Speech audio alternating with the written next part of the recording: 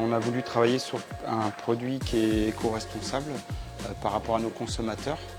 On s'est posé des questions vis-à-vis des déchets et ce pot répondait du coup vraiment aux critères zéro déchet.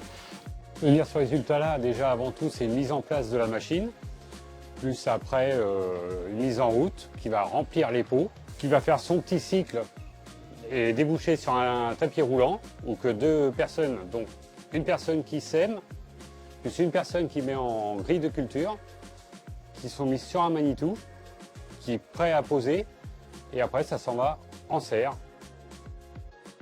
On a des pots avec des déchets verts du coup, qui ont été créés. On a de la fibre de coco, de la fibre de bois aussi, et cette matière-là du coup aussi.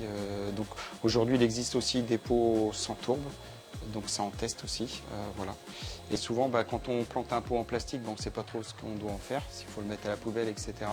Là du coup on a juste à le planter en pleine terre et la matière se dégrade rapidement. Nous on a fait des tests, en 4 semaines le pot est dégradé du coup. Donc le système racinaire se développe naturellement, les racines sortent d'elles-mêmes.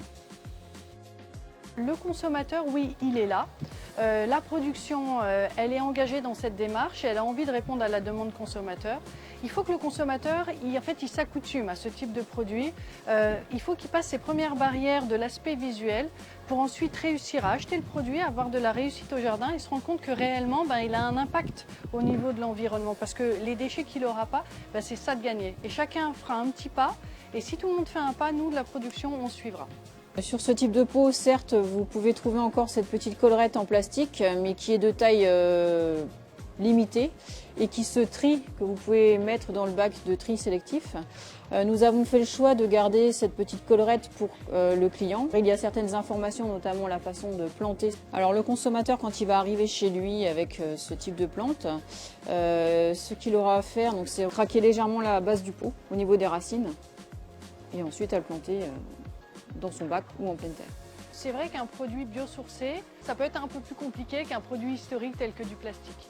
Donc il faut pouvoir expliquer aux jardineries et aux consommateurs qu'un produit issu de produits biosourcés, il ne se comporte pas pareil dans le rayon.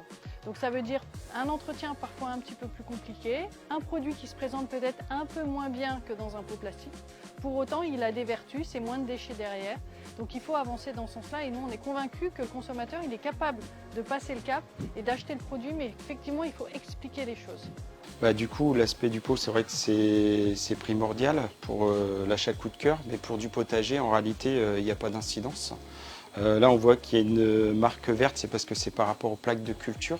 Donc on a une humidité qui vient coloniser un peu le pot, mais il n'y aura pas d'incidence ni de maladie.